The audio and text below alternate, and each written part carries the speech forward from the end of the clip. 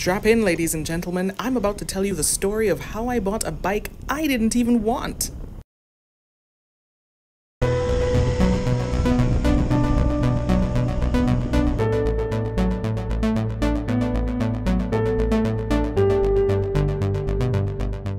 So, as I make my way over to Orient Point today, I want to talk about how I actually ended up getting this bike. Because I'll tell you what, my idea of a first motorcycle was definitely not a 600cc Sport Naked. I actually wanted a cruiser. And that's what I was trawling the internet for during the winter of 2021. I've already mentioned in my last episode about how winter time is the best time to find motorcycles at bargain basement prices. However, before I get into that, I'm going to back all the way up. One of the great things about starting my riding journey with Learn to Ride JA is the opportunity to be introduced to different types of motorcycles. I started off with a Jamco 200, which is a Chinese commuter bike that is really common in Jamaica.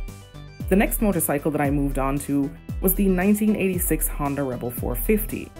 That was the bike that I actually took my last lesson with, which was a road ride. It was my first time on the street, and this bike was much closer to what I had in mind when I thought about riding motorcycles. I really liked its relaxed ergonomics and its low center of gravity. The other motorcycle that Jordan had with him that day was his 2013 FZ6R, which he asked me to swing a leg over. As soon as I sat on that bike, I hated every single thing about it. I didn't like how tall it was, I couldn't flat-foot it. It was broad, heavy, and the center of gravity was so high compared to the cruiser that I just came off of. Okay, so maybe hate is a strong word. The reality is that I wasn't confident enough as a rider at the time to warrant getting on something that big. I didn't feel the need to prove anything to anyone, and I wasn't interested in sport bikes anyway. But the experience of sitting on the FZ6 that day pretty much solidified in my mind that this was exactly the kind of bike I did not want. So how did I end up with an FZ6 of my own?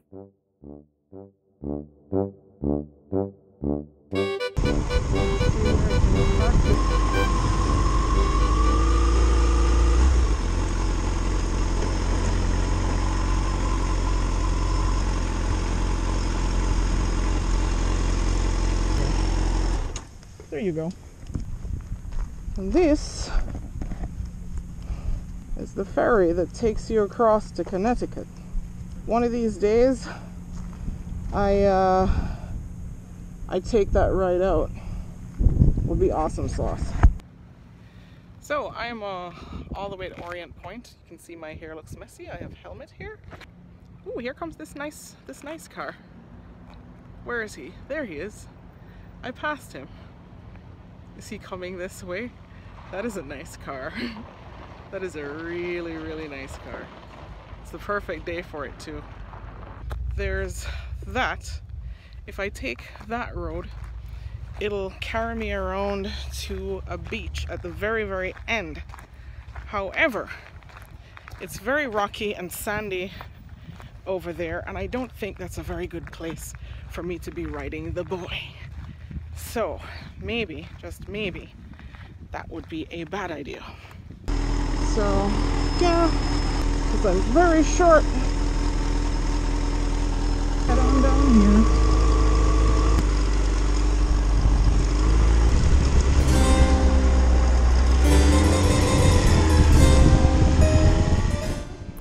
Okay, back to the story. Life has a way of throwing you a curveball. By the end of 2 weeks, I had a few cruiser options saved up.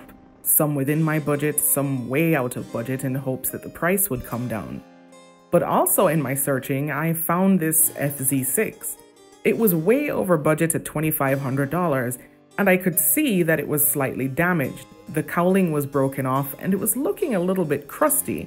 But I figured, what's the harm? I'll save it as an option anyway. Now, before reaching out to anyone, I decided to do some research on the motorcycles that I had saved. And I ended up narrowing my choice down to 2 motorcycles. One was a 1986 Honda Shadow 1100 VT, and the other motorcycle was the FZ6. The FZ6 actually became a contender because 1, it was the only fuel-injected option that I had in the list, and 2, it had dropped in price from $2,500 to $1,200, making it suddenly very appealing.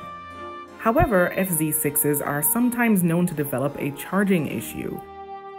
So basically it boiled down to carbureted versus fuel-injected, a cruiser versus an upright sport naked, and a potential charging issue on a mid-2000s bike versus a potential host of issues on a mid-80s bike. But I was dead set on getting me a cruiser, and that's the one I decided to reach out to first. But as fate would have it, I just couldn't seem to line up with the guy. On the days that I was available, he wouldn't respond, and when he finally did respond, I happened to be busy. And it kept going on like this for several days, until I figured enough is enough.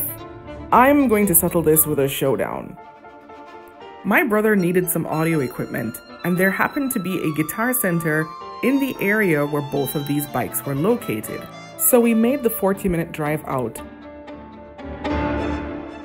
Of course, I'd already reached out to the cruiser guy first. But as fate would continue to have it, he never responded. At this point, I was pretty bummed out, but it was actually my brother who suggested I reach out to the guy with the FZ6. So I did. And 5 minutes later, he responded telling me I could come by and see the bike as someone had just canceled on him.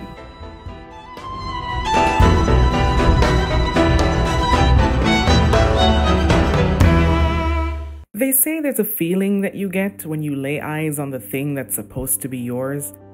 And that is exactly the feeling that I experienced the minute I laid eyes on this poor, sad FZ6 sitting in front of a gas station garage. The inspection sticker told me that it hadn't been ridden for about 3 years, and as I looked around the bike, it showed. There were dings, scratches, and gouges on places that told me this bike had been dropped more than once. But he started right up, and after running it for about 10 minutes, I could see there were no leaks I should be worried about, and the engine sounded fantastic. There was enough to tell me that this was a proud, powerful machine that just needed a little bit of love. Brian, the seller, was a pretty chill dude.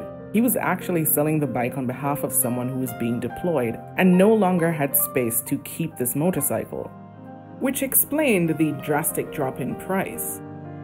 We started scheming about how we were going to get the bike from where it was back to the house about 40 minutes away. I decided against riding it because I didn't think it was wise to take a bike that had been sitting for 3 years and then ride it on a highway for 40 minutes with fluids that probably needed to be changed. So my ultimatum was pretty simple. I would buy the bike under the condition that Brian could get the bike to the house. So bright and early one morning, I woke with eager expectation, knowing that I was about to get my first bike. Brian pulled through. Somehow he managed to get the bike onto a dodgy little trailer and haul it 40 minutes to the house. And just like that, I was now the proud owner of a 2006 Yamaha FZ6. And as Brian drove away and I waved goodbye, I turned around and realized there was a 500-pound, 600cc, 98-horsepower machine sitting in the driveway, and I thought, what the f have I just done?